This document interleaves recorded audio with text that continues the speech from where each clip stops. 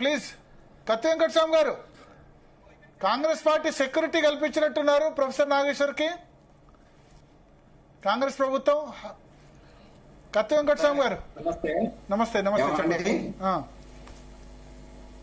చెప్పండి సార్, చెప్పండి. ప్రొఫెసర్ నాగేశ్వరరావు గారు ఇక్కడ వాడే తెలంగాణ బిడ్డనే ప్రొఫెసర్ కాబట్టి ఆయనకి ఏదైనా రక్షణ అవసరం వస్తే డెఫినెట్ గా ఇక్కడ ఉన్న ప్రభుత్వం ఉన్నా ఏ ప్రభుత్వం ఉన్నా రక్షణ ఇవ్వాల్సి వస్తే ఇవ్వాల్సిందే, దానికి పెద్ద ఇష్యూ కాదు. ఏదంటే ఇది మనోభావాలు దాకా వెళ్ళిపోయినారు, మనోభావాలు దెబ్బతిన్నాయి, మనోభావాలు దాకా వెళ్ళిపోయినారు. నేను ఆశ్చర్యం వేస్తుంది. తెలంగాణ దిష్టి దాకి, తెలంగాణ ప్రజల దిష్టి దాకి, తెలంగాణ వాళ్ళ దిష్టి దాకి మా కొబ్బరి చెట్లు మాడిపోయినాయని చెప్పినప్పుడు మరి పవన్ కళ్యాణ్ గారికి ఎదుటి వల్ల మనోభావాలు దెబ్బతింటాయని జనసేన నాయకులకో లేకపోతే టీడీపీ నాయకులకో బీజేపీ నాయకులకో ఎందుకు గుర్తు రాలేదో అర్థం కాలేదు. ఇప్పుడేమో ఎవరిదో మనోభావాలు దెబ్బతిన్నాయని.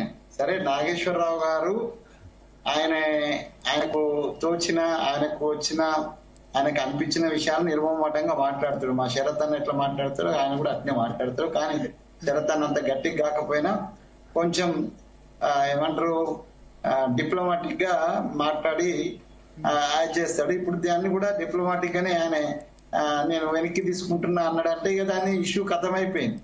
దానికి ఒక పెద్ద సీన్ చేసి కేసు పెట్టేసి జనసేన నాయకుడు ఊపిపోయి దాని మీద కేసులు పెట్టేసి బీజేపీ వాళ్ళు మాట్లాడతలేరు లేకపోతే టీడీపీ వాళ్ళు మాట్లాడతలేరు అని వాళ్ళని వీళ్ళు అనుకోవడం, లేదంటే కాంగ్రెస్ వాళ్ళు రక్షణ ఇస్తున్నారని మాట్లాడడం, ఇదంతా కూడా నాకు అనిపించేది ఏంటంటే పుట్టి ఏదో ప్రయత్నము.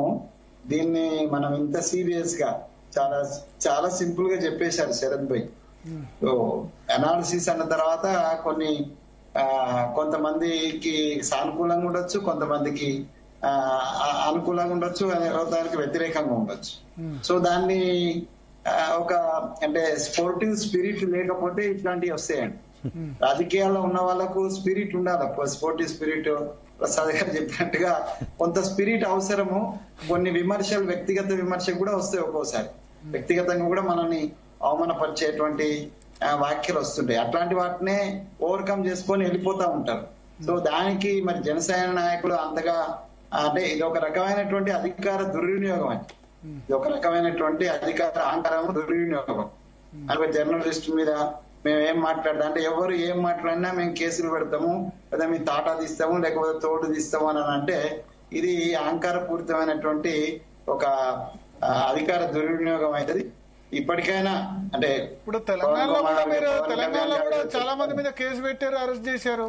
మీ ప్రభుత్వం కూడా తప్పే, అది తప్పని ఇంతకు ముందు కూడా అన్నా, ఇంతకుముందు కూడా అన్నా, నేను ఇప్పుడు కూడా అంటున్నా. అందుకే కత్తి వెంకటస్వామి గారు ఎప్పుడు అన్ని పార్టీల్లో కత్తి వెంకటస్వామి గారు లాంటి నాయకులు ఉండాలి. తప్పు ఒప్పు అని చెప్పి ఆయన పేరులోనే కత్తి ఉంది. తప్పును విజయశేఖర్ రెడ్డి గారు చెప్తారు. విజయశేఖర్ రెడ్డి